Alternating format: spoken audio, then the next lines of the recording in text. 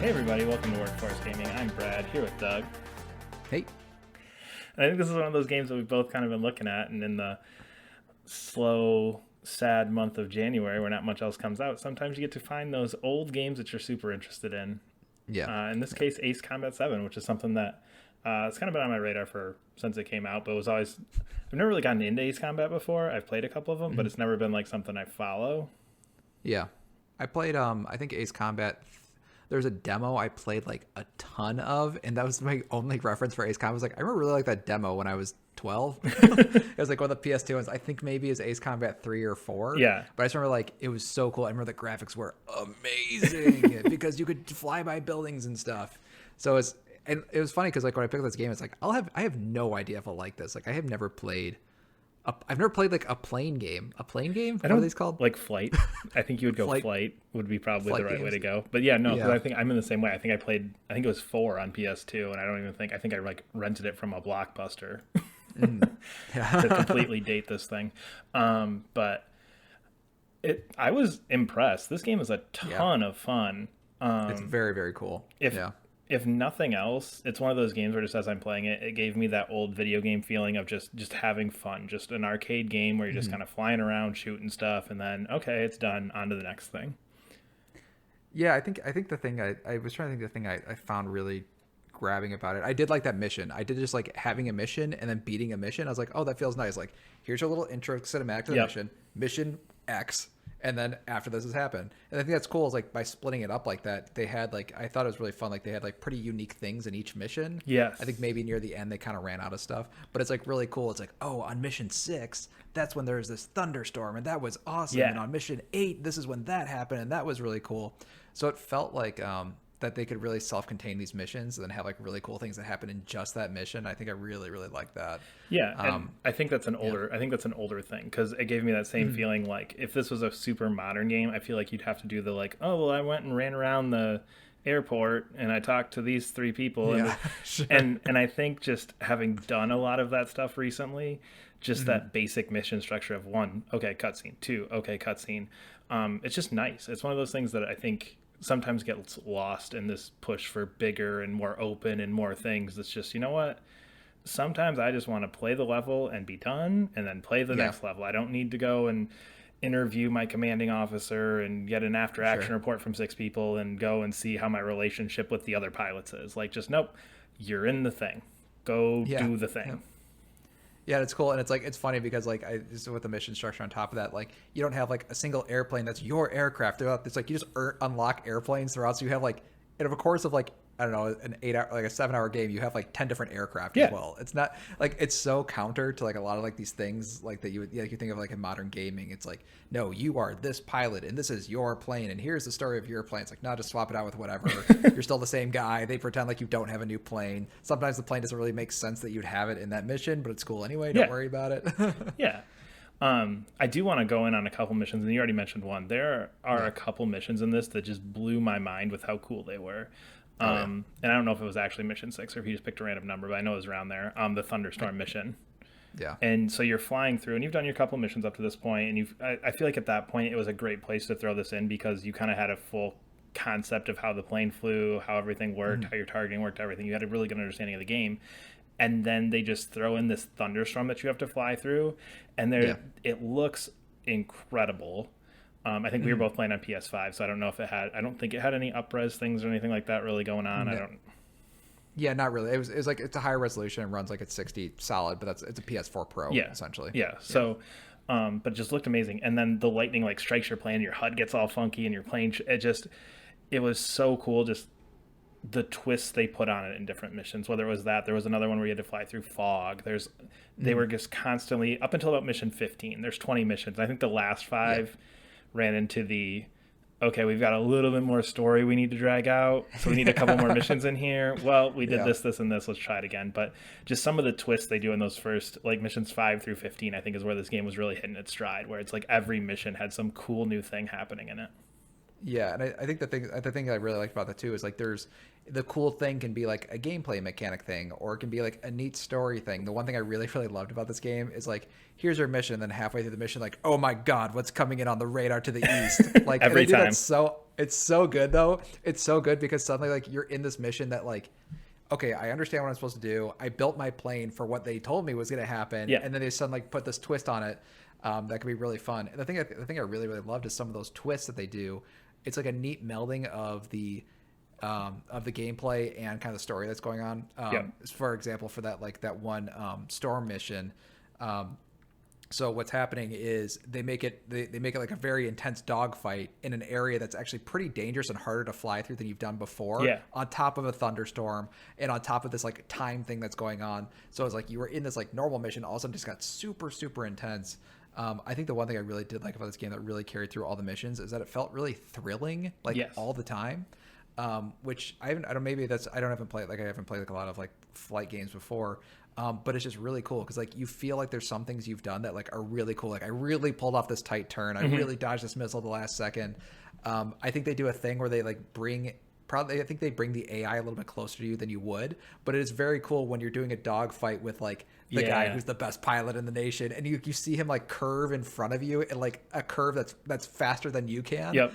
And then it felt like when they're like, this guy is the best in the whatever. When you're fighting him, it's like, oh shit, this guy is good. He definitely is a step above me. It's not, like you said, that AI where it's like, okay, we can't push you past where the player is. Like we can't, we have to keep you fairly even. And this felt like, no, we're okay taking that half step up, and we're gonna make it a little challenging there. And it just felt really cool. Yeah. Doing that. Another mission I think that really stood out to me is the unknown thing, and they play with it. They do it a lot once you do it. But the first time the unknown thing happens is you just fly into this mission like, oh man, we don't know if these are good guys or bad guys. Like the satellite's down, we don't know. You got to get in close. And I mean, it's like, I think your missiles normally locked from about 2,000. You could get a couple advances out that you could go further, but about 2,000 meters away was where your missiles would lock on things. I think you had to get to about 500 or 100. Yeah.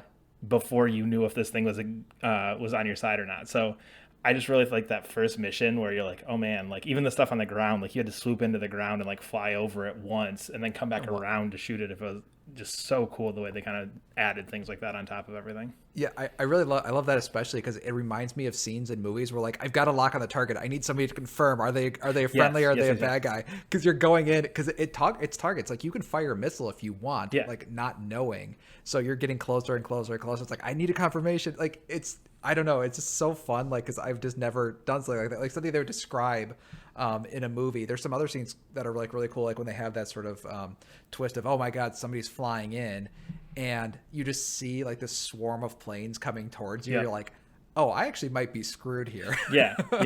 Like it really feels like when they ratchet things up, it felt like the gameplay was like meeting that sort of seriousness of whatever situation was going on. And I felt like I had to be good at the game too, which I really liked. It wasn't like I can just I died like a lot in this game. Yeah.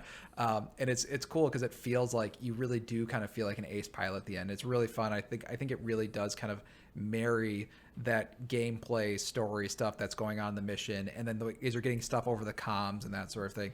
Like to the point I was actually thinking, are Rogue Squadron games this cool or not? Like, so I didn't play that. I was just curious about that. I was actually going to ask you about that, like that Squadrons game. Like, are they generally this thrilling, or is this just like an Ace Combat cool thing? So I think because I did just play Squadrons a couple months ago, my mind instantly went there. And I think in our review I actually mentioned it that I wanted more like in atmosphere planetary based missions.